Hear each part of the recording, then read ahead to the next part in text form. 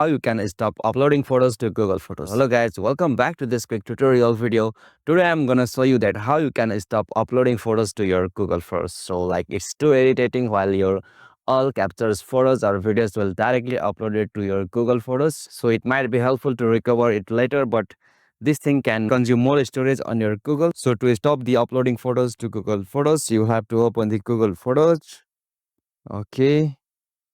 So after here, you will have to click on your profile section just at the top right corner of your screen. So simply click on it.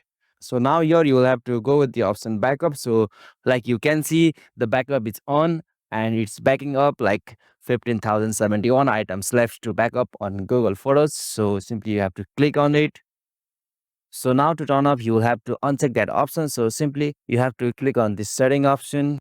And from here, you will have to disable that options by clicking on backup. So simply I'm clicking. Okay, so simply back from here. So as you can see, the backup is off now. So the process to uploading photos to Google Drive is now turned off. So likewise, you can also stop the uploading photos from your gallery or capture item to Google Photos. So hope this video was helpful to you. So if any queries are arises, just let me know them in comment section below. Thank you for watching this video. Have a nice day.